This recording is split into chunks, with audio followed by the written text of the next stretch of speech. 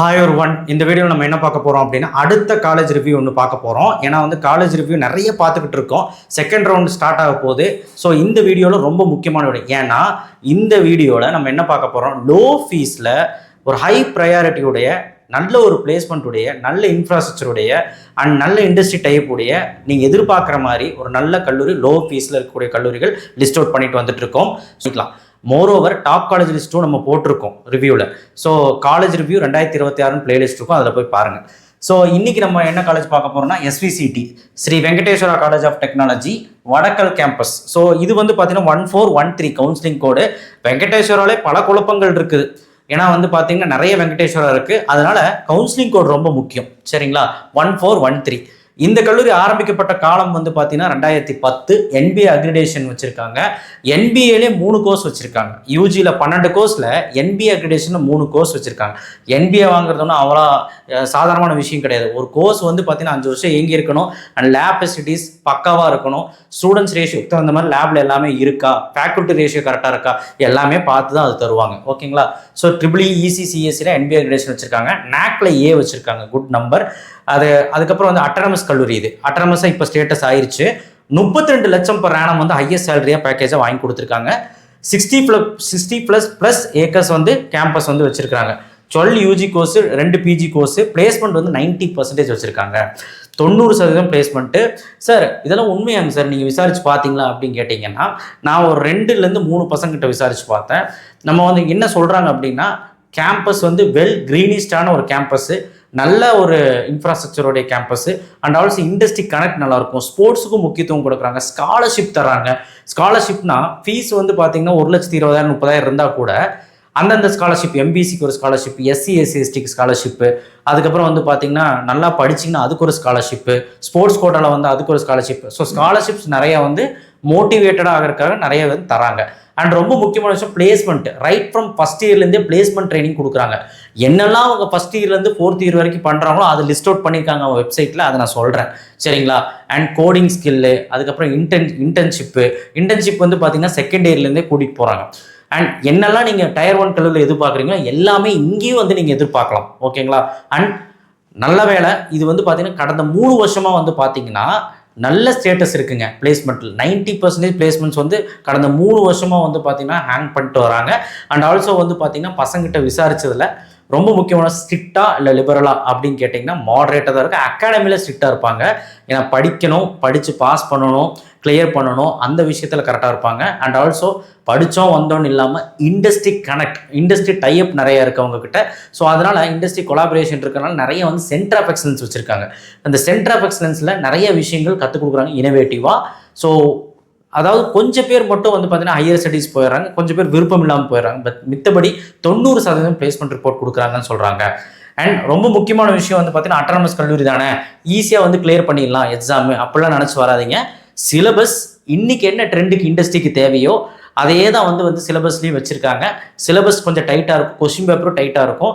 என்னதான் வந்து பார்த்தீங்கன்னா நல்லா படித்தா மட்டும்தான் நம்மளால் போய் எக்ஸாம்ஸ் நல்லா எழுத முடியும். அட்டண்டன்ஸ் வந்து 85% 80% மெயின்டைன் பண்ணால் தான் உங்களால் எக்ஸாம் எழுதவே முடியும். பார்த்துக்கோங்க, அதெல்லாம் ஸ்ட்ரிக்டாக இருப்பாங்க.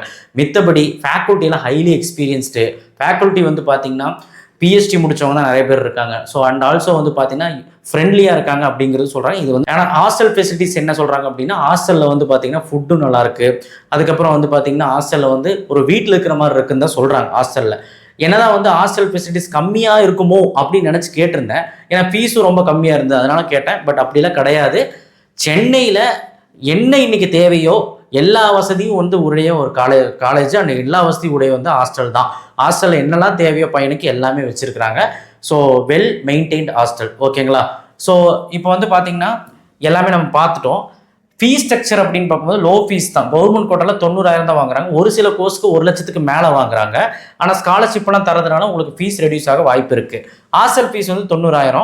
அண்ட் இன்டேக் வந்து இங்கே தப்பாக போட்டிருக்குது. 710 இன்டேக், 710 இன்டேக்கு. ஃபர்ஸ்ட் ரவுண்டில் கூட பசங்க வந்து ப்ரிஃபர் பண்ணியிருக்காங்க. அண்ட் செகண்ட் ரவுண்டுக்கு சொல்கிறேன்னு வச்சுக்காதீங்க. ஃபர்ஸ்ட் ரவுண்ட்லேயும் சில பேருக்கு வந்து சில டாப்பர்ஸ் வந்து ப்ரிஃபர் பண்ணியிருக்காங்க இந்த கல்லூரியை. அண்ட் இதுதான் அவங்க ரைட் ஃப்ரம் ஃபஸ்ட் இயர்லேருந்து பண்ணிட்டு இருக்காங்க. என்ன பண்ணிட்டு இருக்காங்கன்னா, பில்டிங் தி பேசிக்ஸ், கோடிங் ஸ்கில்லு, பேசிக் கம்யூனிகேஷன். ஒருத்தருக்கு இங்கிலீஷ் பேச தெரிஞ்சால் தான் இன்றைக்கெல்லாம் வேலையே.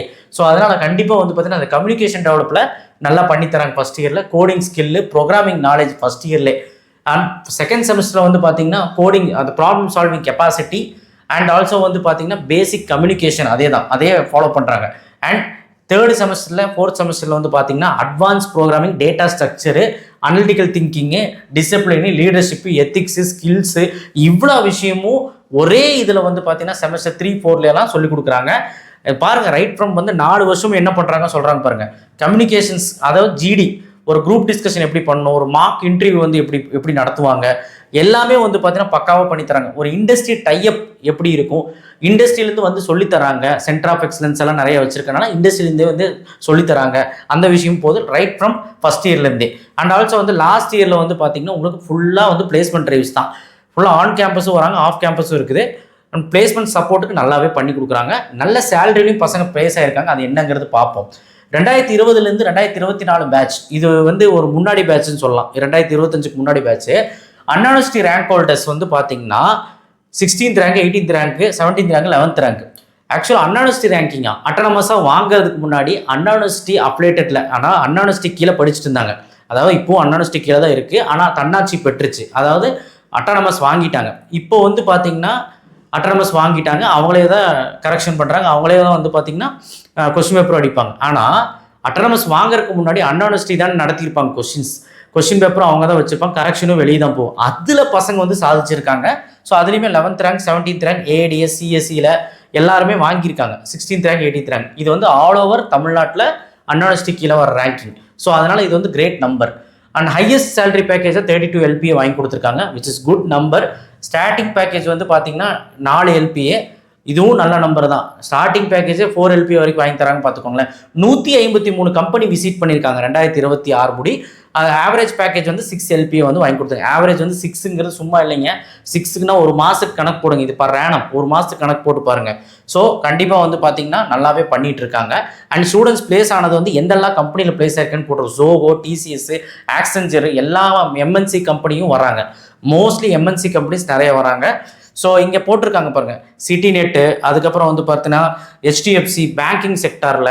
ஸோ நிறைய பேர் வந்து நிறைய செக்டாரில் பிளேஸ் ஆகிருக்காங்க. நிறைய இந்த மாதிரி வந்து அவங்க வெப்சைட்டில் நிறைய இருக்குது. நான் வந்து கம்மியாக வந்து ஸ்க்ரீன்ஷாட் வச்சு போட்டிருக்கிறேன். நீங்கள் அவங்க வெப்சைட்டில் போனால் பார்த்துக்கலாம். இவங்கெல்லாம் 9 lakhs per annum வாங்கியிருக்காங்க.